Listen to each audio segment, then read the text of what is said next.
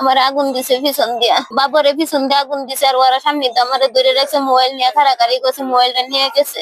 আর আমার বাইরে আমার কোমরে কোমরে ভাঙ্গি আছে। এদের বাবার সম্পত্তি নিয়ে একটা প্রভাবশালী মহল কিছুদিন যাবত খুব উৎপাত করতেছে। নেত্রকোনা সদর উপজেলার মেদনী ইউনিয়নের জঙ্গল বড়বাড়ি গ্রামে জমি সংক্রান্ত বিরোধের জেরে এক গৃহবধূকে আগুনে পুড়িয়ে হত্যা চেষ্টার অভিযোগ উঠেছে। গুরুতর দগ্ধ অবস্থায় ২২ বছরের মর্জিনা আক্তার বর্তমানে ময়মনসিংহ মেডিকেল কলেজ হাসপাতালের বার্ন ইউনিটে চিকিৎসাধীন। এ ঘটনায় মর্জিনার স্বামী হৃদয় মিয়া নেত্রকোনা মডেল থানায় লিখিত অভিযোগ দায়ের করেছেন। মর্জিনার স্বামী হৃদয় মিয়া বলেন, আদালতে বিচারাধীন জমি নিয়ে বিরোধের জেরে নাজিম উদ্দিনের নেতৃত্বে ৬ জন তাদের দখলীয় জমিতে স্কেভেটর নিয়ে প্রবেশ করে। এ সময় মর্জিনার মা এবং মর্জিনা বাধা দিলে বিবাদীরা লাঠিসোঁটা নিয়ে মারধর করে। এক পর্যায়ে দুর্বৃত্তরা মর্জিনার গায়ে আগুন ধরিয়ে তাকে হত্যার চেষ্টা করে।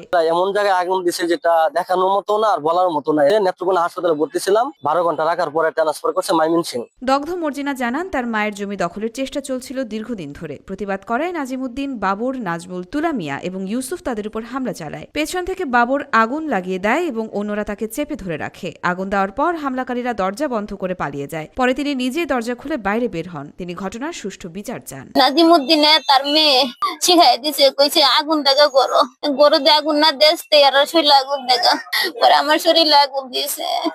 আমি এটার ভিতরে আমি অনেক কষ্ট হইতেছি।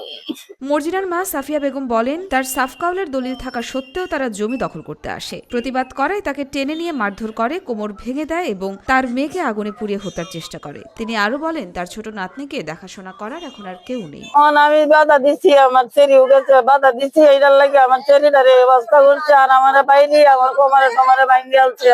আমি কইছি আপনারা যে কাগজ দেওয়া আমি চাইরে দাম, আর যদি আমার কাগজ ঠিক হয়ে যায় আমার দিয়ে দিবা। এটা উনছে না, না উনছে আমার বাড়ি ধরাইছে। ফজলুল বাড়ি কাজল বলেন, মর্জিনা ছোটবেলা থেকেই তার বাড়িতে পালিত মেয়ের মতো ছিলেন। বড় হলে তাকে বিয়ে দেওয়া হয়। এখন সে তার বাবার বাড়িতে থাকে, ছোট একটি বাচ্চা আছে। আর্থিক অবস্থাও ভীষণ দুর্বল। দুর্বৃত্তরা তাকে মারধর করে এবং আগুন লাগিয়ে দেয়। তার শরীরের 40% পুড়ে গেছে। জীবন মৃত্যুর ঝুঁকিতে আছে। তারা খুব কষ্ট অবিষ্ট করে চলতেছে, আর্থিক অবস্থাও খারাপ। আমি মাঝে মাঝে সহায়তা করি। এদের বাবার সম্পত্তি নিয়ে একটা প্রভাবশালী মহল কিছুদিন যাবত খুব উৎপাত করতেছে। তাদেরকে বলতেছে জায়গা আমাদের। তারা বলছে যে যদি আপনাদের জায়গা হয়ে থাকে তাহলে আপনার কাগজ দেখেন, আমরা তুলে দেবো। ওরা প্রভাবশালী অনেক লোকজন ওর বাড়িতে হামলা করছে এবং এই মেয়েটা যখন তার হাজবেন্ডকে মারতে যেতেছে, এই মেয়েটা ফিরাইতে গেল, এই মেয়েটারে খুব তারা মারধর করছে। মারধর করে মাটিতে পড়ে গেছে, তারা পিছন দিয়ে আগুন লাগাই দিচ্ছে। হাফিজুল ইসলাম জানান, আইনের ঊর্ধ্বে কেউ নন। একজন আসামিকে আটক করা হয়েছে, বাকিদেরকেও দ্রুত গ্রেফতারের চেষ্টা চলছে। ইতিমধ্যে একজনকে গ্রেফতার করা হচ্ছে এই ঘটনার সাথে সম্পৃক্ততার জন্য। কেউই প্রকৃতপক্ষে আমাদের আইনের আওতার বাইরে নয়।